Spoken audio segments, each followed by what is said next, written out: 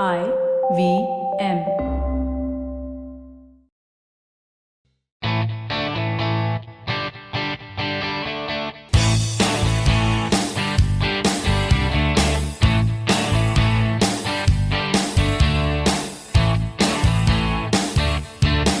Hello and welcome to a brand new episode of the Musafir Stories, India's very own travel podcast, where each week we discuss the story of travelers in their own words and relive their experiences with you, our listeners. Welcome to a brand new episode of the Musafir Stories. Hope you all are safe and doing good. In today's episode, we talk to author and social ecologist Bidisha Banerjee about her latest book that takes us on an amazing journey across India. We are giving away 2 copies of Bidisha's book, The Superhuman River, Stories of the Ganga, as a part of this episode. All you have to do is listen to the episode and answer 3 simple questions. They will be listed in the Google form link in the show notes section. The giveaway closes in 2 weeks, so good luck, guys. Now on with today's episode. So, with that introduction, I would love to welcome Bidisha Banerjee, author of the book Superhuman River, Stories of the Ganga. Hey Bidisha, thank you so much for being on the podcast and welcome. Hey Bidisha, welcome to the Musafir Stories. Thank you, Saif and Faiza. I'm so delighted to be here talking with you. Oh, it's our pleasure to have a person like you who's done so much traveling and especially around a particular region such as Ganga. So we are super excited to talk to you. Faiza gave it away. You said the superhuman river Ganga. Yeah. So we we're really excited about this as well. And like we were chatting a little while ago as well, Dera Durustai, right? We've been kind of trying to get this recorded for a while, but for good things we have to wait. So really glad that we're finally doing this. Bidisha, the introduction that I shared was quite short and sweet. Why don't you speak a little bit more about you? Well, today I live in Oakland, California on occupied Ohlone and Miwok land. And I live with my family and work as a writer, consultant, and embodied leadership coach. One very peculiar thing about me is that I've been fascinated by the Ganga ever since I pretended as a child that the Kolkata municipal bathwater was Ganga Jal. And my mom taught me to say Ganga Ganga while she splashed water over my head at the end of my bucket bath. I had this red plastic bucket and, each day I would pour it over my head and say Ganga Ganga.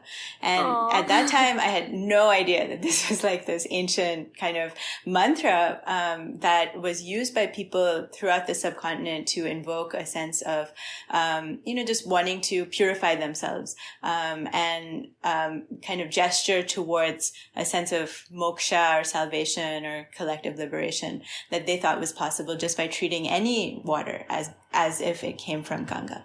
And so, for me, the kind of journey between that kid in the bucket bath and, where I am now, has been this long process of integrating kind of the deep devotion with which my grandparents and great-grandparents' generation regarded the Ganga, where it was critical, at least in most Hindu households, from, birth to death to marriage to everything in between. And trying to integrate that with, the more modern and postmodern understanding, where, we believe, we see that it's a very dirty, very sacred river, in the phrase of Cheryl Colopy, who's written a beautiful travel book about the rivers of South Asia. So I went on to do my master's at Yale at the School of the Environment. And I had done my undergrad there in English and ethnicity, race and migration as well. And I also worked at Ashoka and as a journalist for Washington City Paper and Slate magazine. Because I came to the United States when I was about 10 years old and I lived in Kansas, which is about as far away from Kolkata as you can get. And I kind of divided my time between the two countries because my dad lived in India and my grandparents lived in India, and I was raised by a single mom in Kansas. And a turning point in my life came when I was working for a marine biologist in Hawaii in 2006. I became aware of how massive massively climate change was expected to impact the human race and the earth, and, all other living communities. And snorkeling in the coral reefs there inspired me to really dig deep into my own sense of, why am I here? And I thought, well, I'm a bridge between the developed colonial economy of the United States and the developing economy of India. And I didn't want to see India repeat the mistakes made in the US with regard to fossil fuels and dams and so forth, which, are now being rethought.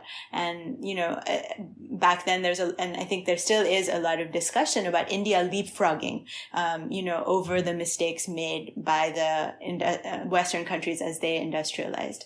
And so, I became, ever since then, I basically started a very long journey, even before I actually officially started the Ganga journey, to better understand, my role in communicating that there are so many climate solutions out there. There's so many new possibilities out there, but it's going to require us to show up in, as a human race in very different ways than we have so far.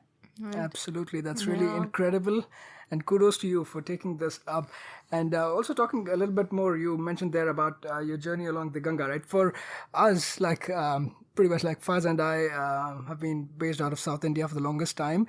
For the lack of a better word, like ignorant South Indians like us, Ganga has always been around the plain, right? Around Varanasi, how holy it is, and how people consider it sacred to get over. They say that it washes away life, your sins, and it kind of gives you moksha by getting you out of that circle of life, death, and rebirth, right? So that's pretty much been limited to our understanding. We haven't really ever thought about, yes, it starts somewhere and it ends somewhere.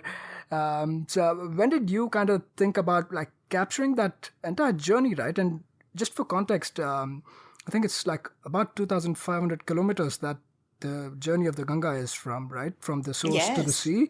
And for some comparison, Kashmir to Kanyakumari is close to 3,000 kilometers. So it's almost the entire length of India.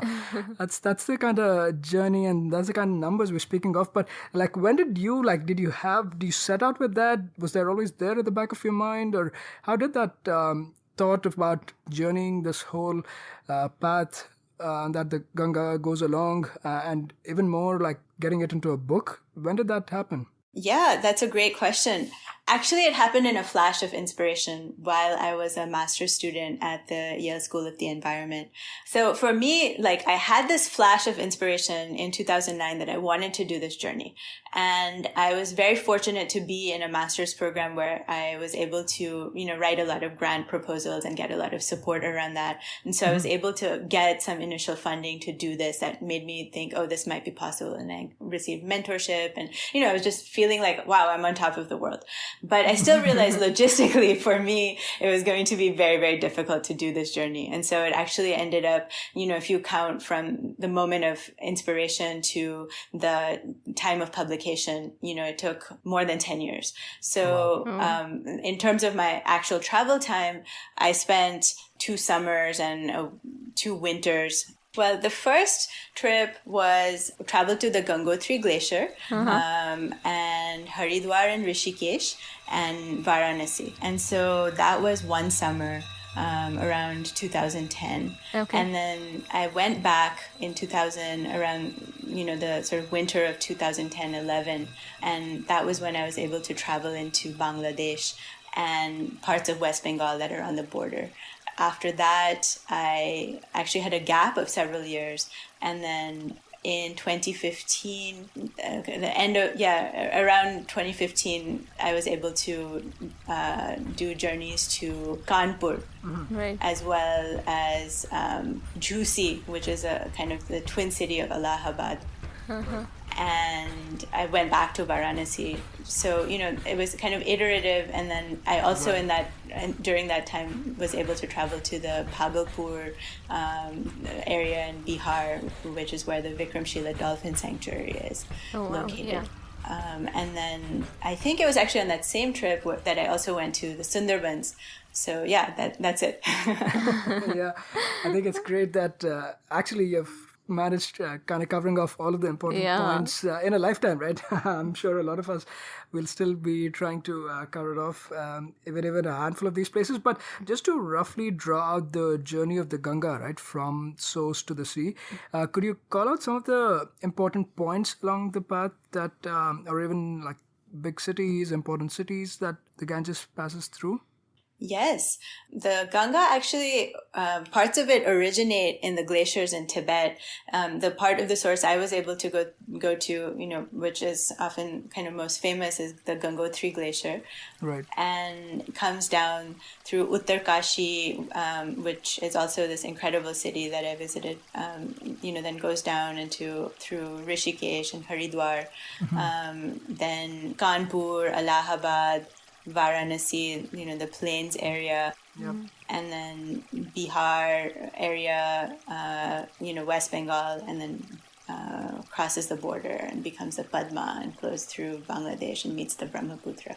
And there are a couple of other places that I haven't mentioned, that lie along the plains and in the delta. But those are some of the significant ones that I visited, along with some forgotten cities. And there are so many forgotten cities and civilizations along the river. But one in particular that I visited is at the India-Bangladesh border. It's called Gaur. And it was once one of the most famous cities in the world. And travelers from Europe would come there and kind of be awed by how rich it was. And then it was devastated by plague. And what was really interesting is that there is this, I found this tower there that's a monument to a forgotten Ethiopian dynasty that ruled that part of the delta. And I believe in the 14th, 15th century.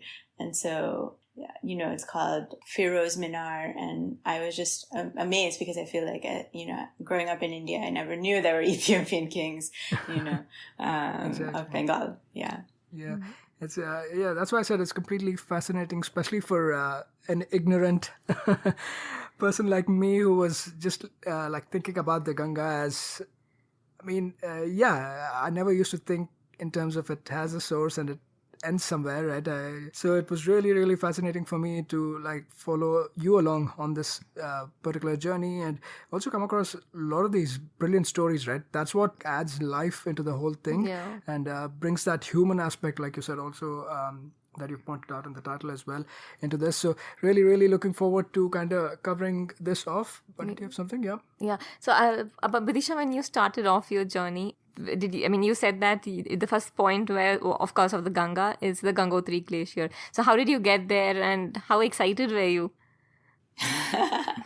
I was incredibly excited, and I got there only thanks to help from my great-grandmother's sister's son, Babu Mama, who had an employee who had a mother-in-law who lived in Uttarkashi. And she was a very feisty woman. She was an elder, probably in her 60s or 70s, and she lived alone. And she said, somehow we got connected, and she said, sure, you can come stay with me, and, I'll connect you to local guides who can help you with the trekking. And so, it was quite an adventure to get there. And I was blown away by her hospitality, and she connected me to someone named Mangal Singh, and he was my trekking guide. With him I traveled towards the Gangotri Glacier. And I actually write about it in my book in terms of just how beautiful and unearthly that landscape was, with Mangalji giving me a piece of aricha leaf to chew, to overcome nausea, as I climbed into these high Himalayan mountains for the first time. And I also just write about, just how much wisdom I learned from him, in terms of just saluting, the Ganga just as Gangaji. That was one of the first times where, that kind of faith and identity that people in the mountains derive from, just living so intimately with the river, what they call pechan. It's very much part of just, just these everyday acts of reverence for the river. And Mangalji was also very interesting because he was an advocate of things like micro hydro and solar power and things that could revitalize the economy of that area rather than, create a lot of the challenges that we're seeing with large dams. One last thing I wanted to say about Gangotri Glacier very quickly is just, I never expected when I traveled there that I would actually get to come into contact with water from the melting glacier. But, it was melting and receding. And, there's a lot of talk at that time around how climate change had, accelerated the melting of the glacier. That was one of the major things that caused me to travel up there. And, I was just very surprised when I was able to Mangalji, my guide, just picked up like a piece of melted like ice block, that was flowing into the river from there. And, I just tasted a little bit and it tasted like dew from the last ice age. And, it was just like, oh my goodness, like, I cannot believe this. And just holding the sort of jubilation and glee with the, sense of just sadness and around, wow, this is happening, things are changing so fast. And I met a Swami who basically said, there's a lot of melted wisdom up there in the Himalayas. And it's coming down to us in this age. It's becoming maybe more accessible than it ever has been before. And he actually told me that he thought Ayurveda was like one of the most practical things, that the subcontinental civilization has evolved. And it's funny, like at the time, I didn't quite know what to make of that. But in the 5 years since then, it's made such a big impact in my life to just, start to learn more about living more in harmony with the seasons and the cycles. That's awesome. And really love the way you've broken up the chapters in the book or even the sections in your book, right? Based on how the Ganga or the Ganges is in the mountains versus the plains, and then finally the delta and flowing into the sea. I think that also gives the reader a good perspective of looking at things and even how the river itself changes, right, through as it passes through India. The other thing that I thought might be really helpful to the listener and the reader as well to find out, if you could quickly draw us a little bit in terms of the legends and the mythology that surrounds Ganga also, right? Because it's just not another river, right? It has like a big story in terms of how it was brought down to the earth from the heavens and stuff like that. So would you quickly like to touch upon that as well? Well, I think a lot of the legends that are popularly known, you can easily learn about, and I talk about some of them in my book for sure. Hold on one second. I think this might be a better thing for me to actually read from the book. Okay. Yeah, go ahead. So one legend I want to share is the story of Bhagirath in the Ramayana. And, every character and plot twist smacks of the superhuman. The protagonist, Bhagirath, overcomes the excesses of human nature by going to the margins of the known world and performing tapasya, or transformative austerities that burn away patterns that no longer serve. And even though tapasya is most often translated as penance or austerity, it also means the burning desire for change. And it's related to the idea of cultivating oneself for a greater good anchored in an ethical and spiritual vision. And so the story starts with King Sagar, who sent a sacrificial horse to roam the land, since he had the right to claim all the land that the horse wandered through. But the horse disappeared. So Sagar sent his 60,000 sons, who raped, plundered, and pillaged the land, continuing their crimes against humanity and against the earth, leaving no stone unturned in their search for this horse. And finally, they found it in Kapil Muni's ashram. Incensed by their audacity, the sage burned the sons to death with his fireball eyes. And in the Vishnu Puran, the gods beg Kapil Muni to rid the world of Sagar's sons and their evil ways. So he curses their spirits. They can only be redeemed if one of their descendants is able to bring the Ganga down from heaven. And his descendants tried to perform the necessary austerities, but they failed to multitask effectively between penance and the day-to-day running of their kingdom. And in Ruth Vanita and Salim Kidwai's translation of the Bangla Kritivasa Ramayana, they tell of Sagar's descendant Dilipa, who went searching for the Ganga after failing to conceive the son. And when Dilipa died, Shiva appeared to his two widows and said, "You two make love together, and by my blessings you will bear a beautiful son." And the two lived together in extreme love, quote, and one conceived and bore a child, but the child was born without a bone in his body. And happily the sage Ashtavakra saw him and blessed him into good health and named him Bhagirath, or he who was born from two vulvas, Bhagas. And Bhagirath chose to leave his kingdom and commit for 1,000 years to the task of bringing the Ganga down from the heavens through willpower alone. He is reputed to have stood on one leg while doing so. And perhaps the mythological Bhagirath represents a collective of people passing down their burning desire for transformation from lifetime to lifetime, like climate activists working for intergenerational change they will not live to see. Wow. That's magnificent. That's why I said, right? Like, literally, like, a lot of things like this is what I found fascinating in terms of it's just not a travelogue of how you got to a place and then traveled. It's also getting to the backstories of a lot of these important things and the legends that surround and come from it, and the beautiful history and mythological aspect of it as well. Yeah, and how you've intervened with what's currently happening. It's amazing. Exactly. Now, kind of moving on from here, I know you called out that you stopped at a couple interesting and important places as well, like the Haridwar and Rishikesh as well. But perhaps the change that appears in the Ganga itself is, I think it's a lot more distinctive, right, as it gets down to the plains. And Kanpur was one of your first stops after the Ganga kind of passes and weaves its way through the mountains, right? How was your experience, and what are the kind of changes you saw in the Ganga when you stopped over at Kanpur? Yeah.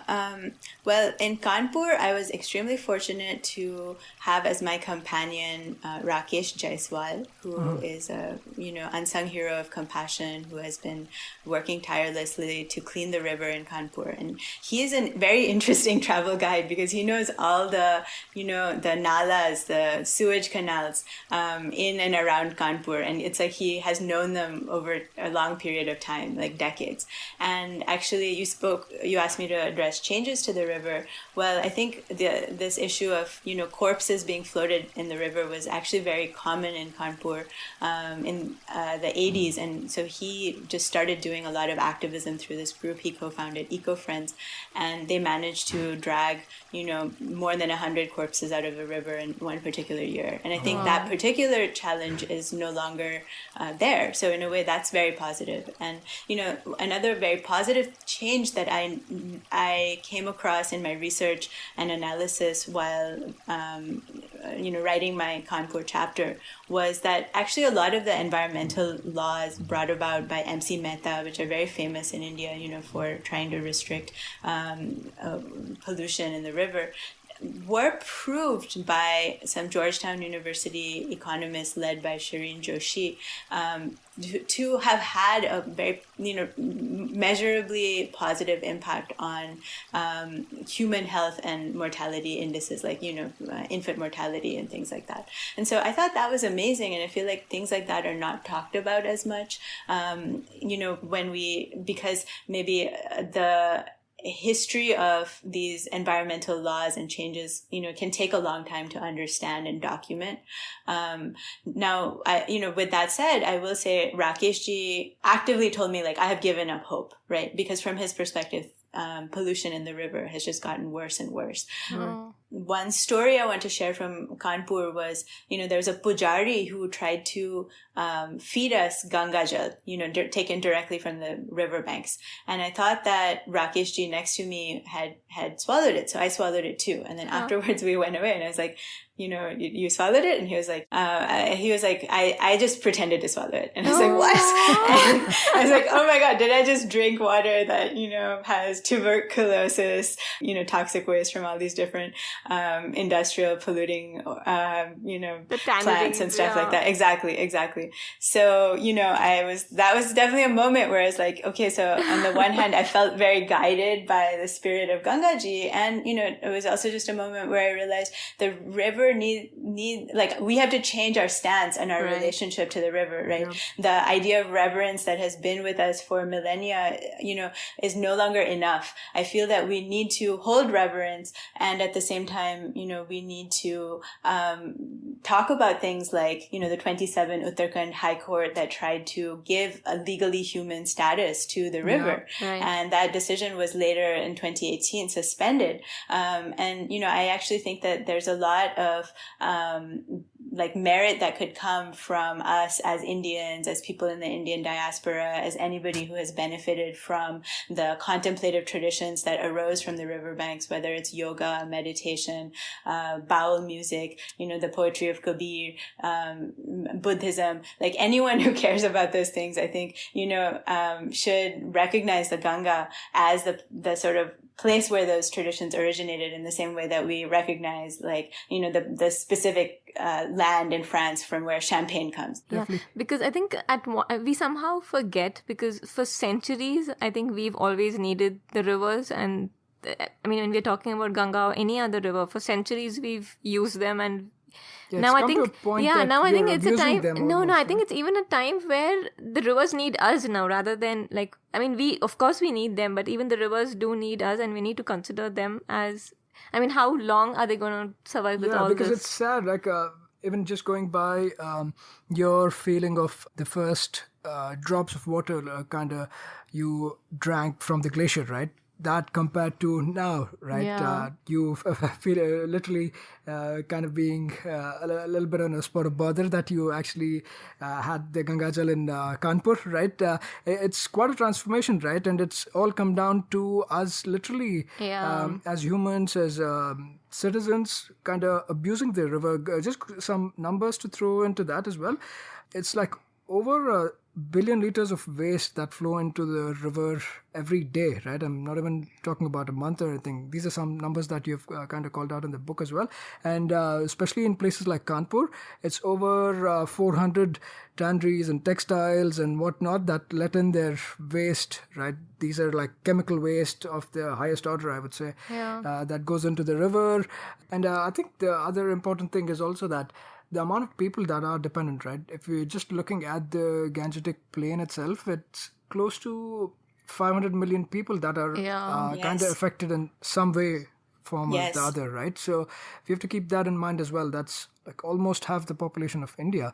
So in that way as well, it's in our own benefit to kind of work towards improving these conditions. Now, just continuing on with the journey down the plains, right? Kanpur was one of the stops, and a couple other notable stops. One is Allahabad or Prayagraj that you've called out, obviously important for the very popular and famous gathering, or the festival I should call, the Kumbh Mela, right? That happens. That kind of is really a thing in itself, right? It's incredible, and it's been like covered a lot by mainstream media, so I won't delve into that too much. But something that kind of really fascinated me in the book was reading more about this Ganga River model that's been built or developed in Varanasi, right? Do you want to touch upon that, Bidisha?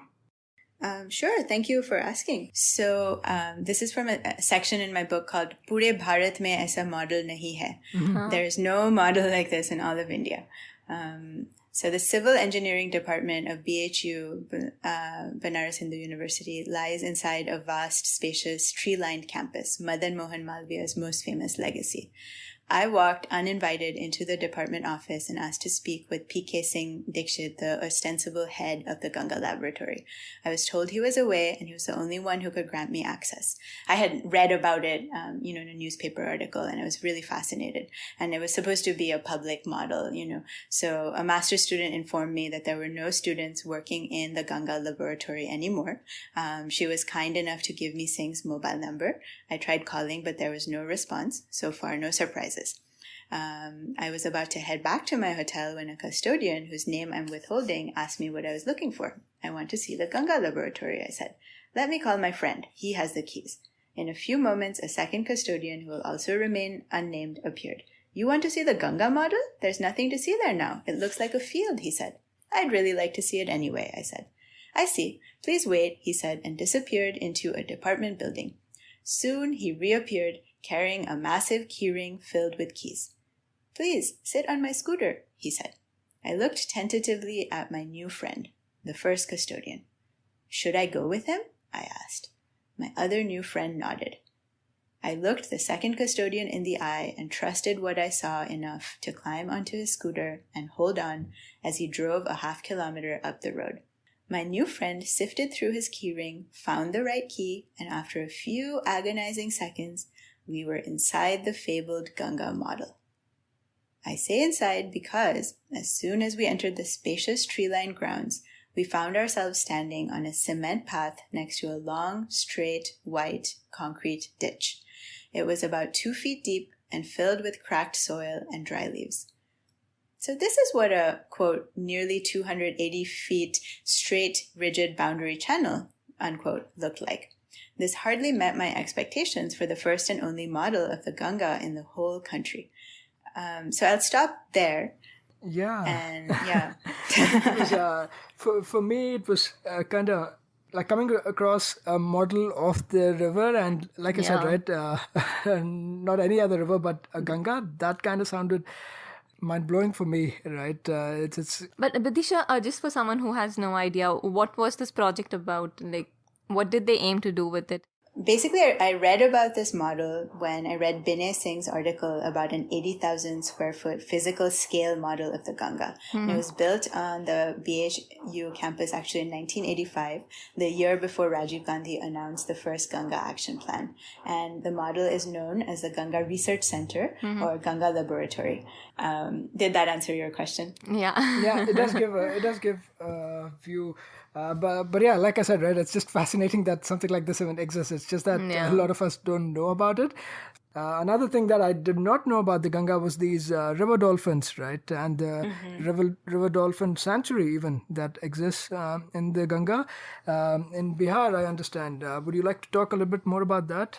Yeah, and actually I'm so glad you asked, because one of the things that really inspired my journey, apart from wanting to shift the narrative around climate change, was the fact that ever since I was little, I grew up with the legacy of my great-granduncle, Manik Bandyopadhyay, who was a Bengali language novelist, and his 1936 novel, Podda Nodir Majhi, which means the boatman of the river Podda, is a classic. It's almost like Grapes of Wrath.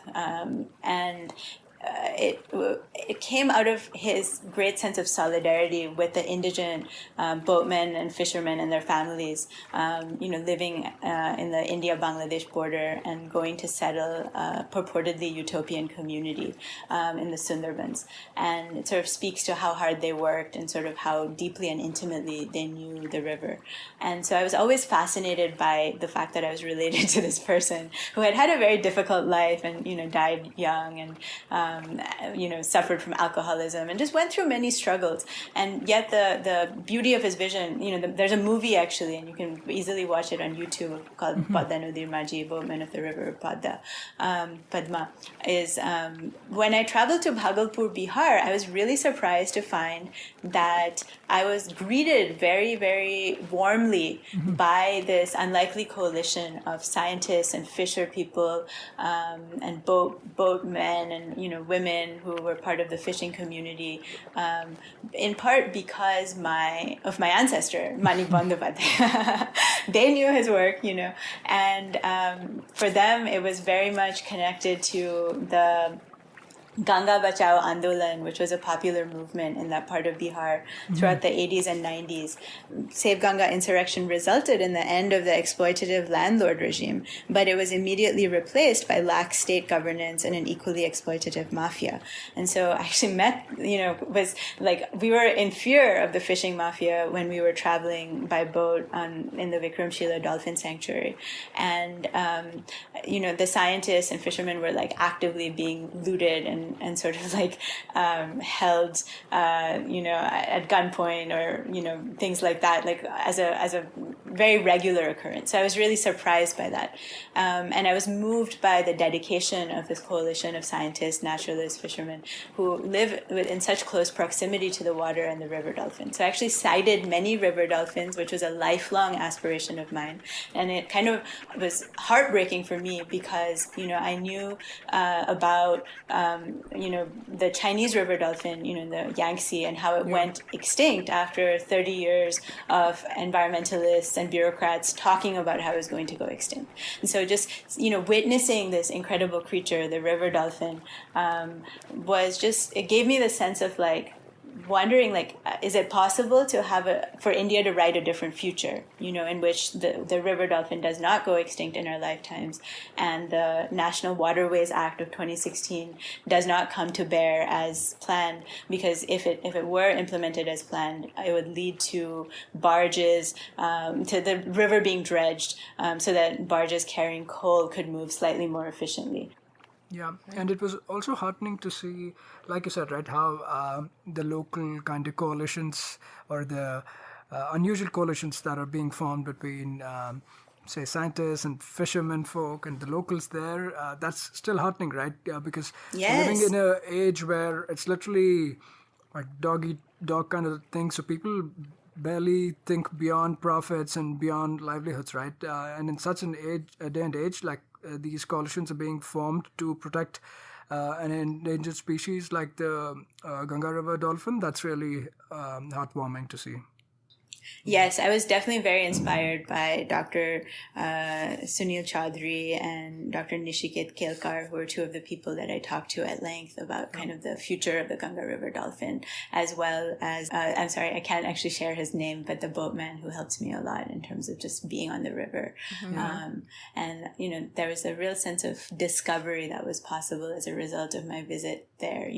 We think of Ganga as this deeply settled, ancient, polluted river, but it also has these shores, right, where new land is constantly being created, because of the silt that's being washed down from the Himalayas. And so to see some of those places and access them on a wooden river boat, and see the tracks of the little otters, and this kind of untouched land that had never been farmed, and also to feel the breath of the fishing mafia nearby. It was just a very intense experience. Almost sounds like an action thriller you've been on. But kind of moving on slowly from the plains towards the delta, right? Because that's where the climax, if you may, it comes to, right? Would you like to talk a little bit more about that? Because another thing that I discovered while reading the book was about this connection with Bangladesh, right?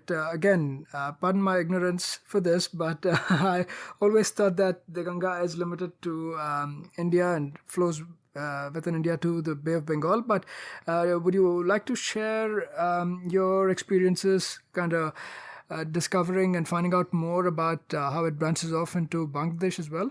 Yes. When I told you earlier about, my mentor and travel guide, Mangalji, when I went to Gangotri Glacier. And he and I actually got into an argument about whether the Ganga flows in other countries besides India. And I pulled out an atlas to prove that it didn't, but the neat lines on the map failed to impress my venerable trekking guide, who insisted that 20 years ago he had carried research equipment for some Germans down the length of the Ganga and into Bangladesh. Mm-hmm. So that definitely piqued my curiosity. And my great-grandparents on my father's side were born in present-day Bangladesh, but my family in India has lost all ties to the new country. So, I've always been very fascinated by Bangladesh. And I started looking at map after map, which bolstered the claim I had made to my trekking guide that the Ganga flows only through India. But just when I was convinced I could prove my old trekking guide wrong, I came across a second kind of map which showed the Ganga breaking in half near the border and flowing through both India and Bangladesh, occasionally meeting other rivers, sometimes layering on new names, and eventually fragmenting into smaller and smaller channels until all the waterways reached the Bay of Bengal, forming what are sometimes called the mouths of the Ganges. So in Dhaka, I ended up peering over the shoulder of the hydrological engineer Maminul Haq Sarkar as he possessively looked through rare old maps of Bengal on his computer. Sarkar is the center's deputy executive director, or was at the time, which makes him or made him Bangladesh's deputy chief map maker. And hesitantly, I asked him whether the Ganga flowed through Bangladesh, and I felt slightly foolish, like a Mexican asking whether the Gulf of Mexico is American. And Sarkar's response was as shifty and meandering as the river in question. He said, "The Ganga doesn't flow through Bangladesh, but the Ganges does." I was like, okay.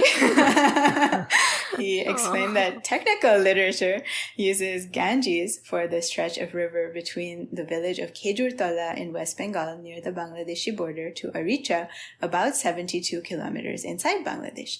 It's been that way, he said, since 1776 when James Rennell first surveyed the river. So suddenly I started to see things coming together in this very new way. I was like, okay, so he said, locally the river is known as the Padma from the point where the Ganga forks in two, and unlike the Ganga, the Padma is not considered holy. Sarkar continued. The forking point he was referring to lies in Giria, Murshidabad in West Bengal, where the Ganga splits into the Hooghly Bhagirathi and the Padma. And the river Padma enters Bangladesh as Shibganj in Chapai Nawabganj district. So my trekking guide and I were both right. And, maybe the crispest way to explain this is the phrase post-partition amnesia. And I was introduced to that by someone I met in Bangladesh, Professor Ananya Jahanara Kabir, who's a very acclaimed scholar. And she's actually based in the UK, and she won a really significant award from within India for her scholarly work. So I really would love to point people to her book, The Enchanted Delta, which sort of explores this concept of post-partition amnesia. How we forget very basic things like, does the river actually flow across the border or not, and where exactly, and, what happens. Because, when India was partitioned, the incredible waterways like the Indus and the Ganges and the Brahmaputra, which actually, created so much of the richness of the subcontinent's civilization, were kind of cut up due to colonial power struggles. I feel that it's a task of our generation to just rediscover that to the best that we can. And if we have the privilege and luxury to travel, to try to use that as a way of telling stories about healing that post-partition amnesia.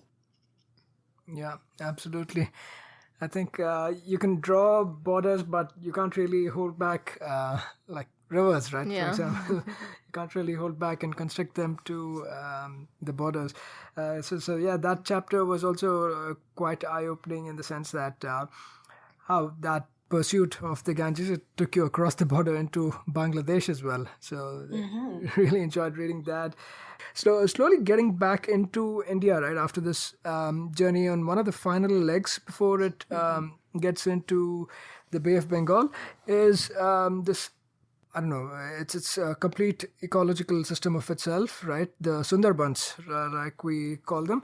That chapter 2, and especially like India has always been referred to as in the past it's been referred to as the land of the snake charmers, right? But coming across tiger charmer, that was also like really a first for me. Would you like to touch upon that experience and that kind of encounter you had with these tiger charmers of Sundarbans? Sure. I was extremely fortunate that my guide into the Sundarbans was this incredible anthropologist named Dr. Onu Jale. And she has written just one of the most authoritative books on this area. It's called Forest of Tigers, People, Politics, and Environment in the Sundarbans. And she's one of the world's leading academic experts on Bon Bibi, who is the forest goddess worshipped by both Hindus and Muslims who live there. And in terms of the tiger charmers, I accompanied Onu to Shat Jelia, which is one of 3 islands known as the Gosaba Islands that was settled by Sir Daniel Hamilton, a Scottish businessman, in 1903. So I wanted to, just speak more with the people and better understand kind of their connection to Bon Bibi. And so that is how I came to meet Shukumarda. I actually never expected to meet him because in that area it's considered bad luck to publicly acknowledge that you are a tiger charmer. That local word is Baulia. And I knew from Onu's book that tiger charmers have been despised since the colonial period, and even now forest officials tend to mistrust them. Nonetheless, she explains, those who venture into the jungle for wood or honey wouldn't dream of going there unless accompanied by a tiger charmer, one who has learned how to invoke Bon Bibi for protection by receiving a vision of her in a dream and then promising to respect animals' needs and enter the forest humbly and generously. Tiger charmers are bound by strict, largely Muslim rules. They don't enter the forest on Fridays, touch pork or alcohol, or charge interest on loans. Bon Bibi's egalitarian spirit means that the profession is not limited to men. According to Onu, some Baulias are female. And the tiger charmers must be exquisitely attuned to timing. Since they are the first to leave the boat and set foot on forest land, sometimes they are unlucky enough to be devoured, their unuttered charms perishing with them. If they survive this first step, they crouch to check the earth, which they call maldaka, by placing their hands on the ground while reciting invocations to 5 Muslim holy men and women. If their fingers tremble and refuse to settle on the earth, then the team doesn't disembark but keeps rowing in search of another island.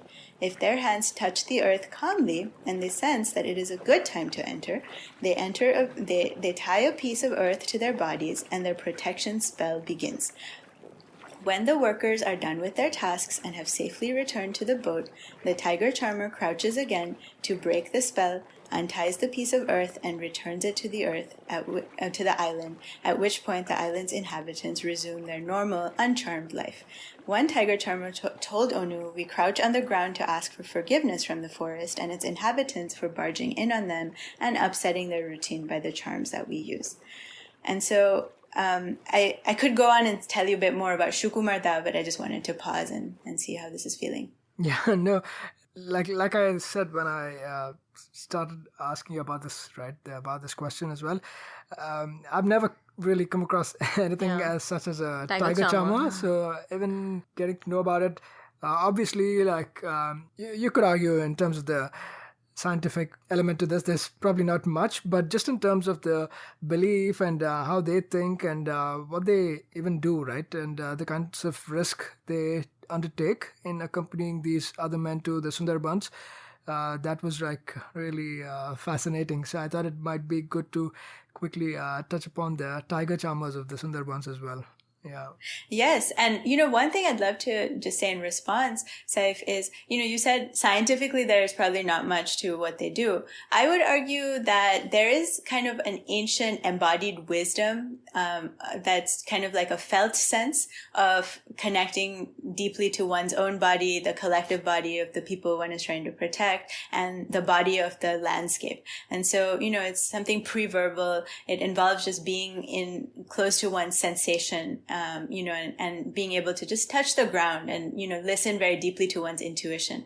And it's true that, science doesn't often have a lot to say about, how do we regulate our nervous system in a time of great fear, or, in an atmosphere of potential life-threatening danger. These days, a lot of neuroscience research is kind of showing us how our brain responds, to, kind of incidents in which we fear attack or where there's actual attack.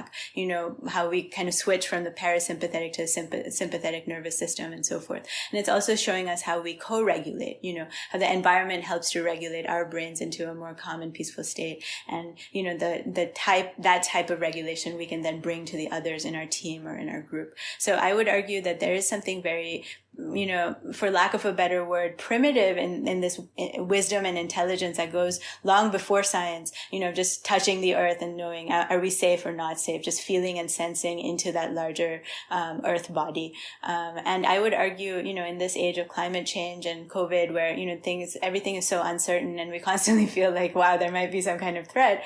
Some of these simple practices, like just kneeling down and touching the earth, in order to sense, am I safe? Is my team safe? So things like that actually are very grounding, and I would argue that any of us anywhere, can try it and see how it makes us feel. Yeah, very interesting. I learned something today. That's all I can say. Yeah.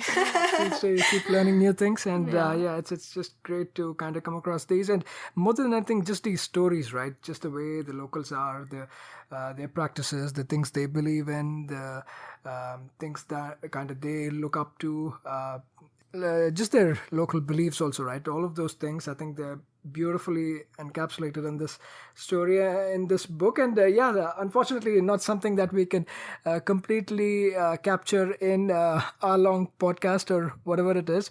That's why we kind of strongly encourage people to go and check out Bidisha's book, The Superhuman River. Yeah, it's a beautiful concoction of stories like this, stories spread across the path of the Ganga, spread across India that way. Just great stories that you can pick up on and beautifully relate to how the river plays a role in all of these different people's lives, right? As we kind of start inching closer to this, any final thoughts, Bidisha, that we might have not touched upon and you'd like to touch?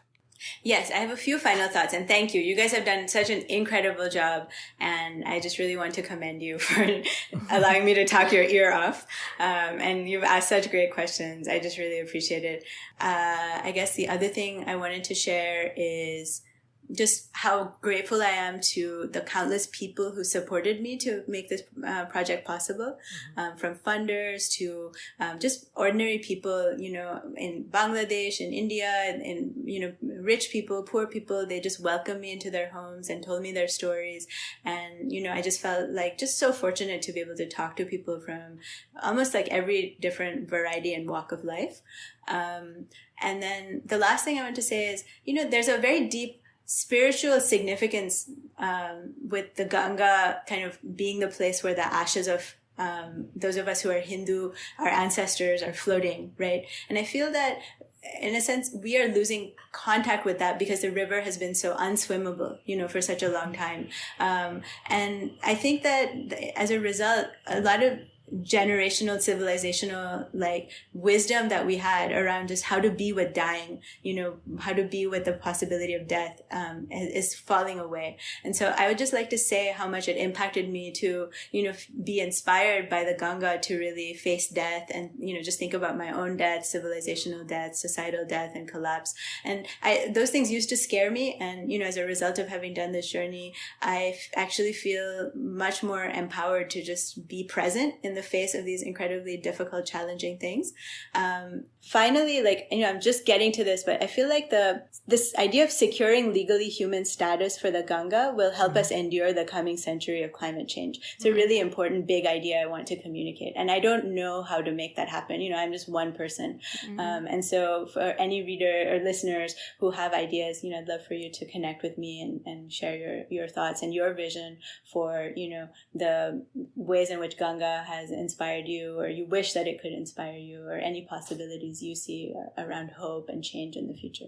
Sure. Absolutely. This is something that I would also definitely encourage listeners and readers of the book to reach back to Bidisha with their thoughts. And as our way of showing our gratitude to Bidisha and this great book she's written, we'll also be doing a quick giveaway of a copy of the book. Bidisha, thank you so much for taking us on this beautiful and amazing journey, and not only calling out these important places, but taking through all these beautiful stories that connected us with the people there and with Ganga, and how the different challenges the river is facing and how it is in our hands to make sure that all of us come out of this together. So thank you so much. Thank you so much, Bidisha. It was a pleasure. You're welcome. I'm so moved by the passion that the two of you bring to this. It's so important to spread these stories of hope and inspiration. Thank you so much. You guys are amazing.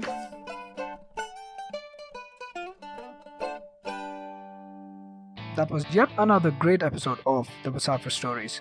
If you guys like the show, please subscribe to us on iTunes or Apple Podcasts, Savan, Pocket Casts, Castbox, Stitcher, or any other podcasting app available on iOS or Android. Please do leave us a review on iTunes. It goes a long way in the show's discoverability. You can also follow us on Facebook, Twitter, or Instagram. We go by the handle The Musafir Stories. Or, if it suits you, you could email us at themusafirstories@gmail.com or visit our website at www.themusafirstories.com for more information. All of these links will be made available in the show notes section of each episode. So here's to more traveling, sharing, and inspiring. Stay tuned for our next episode. Until then, happy travels and goodbye.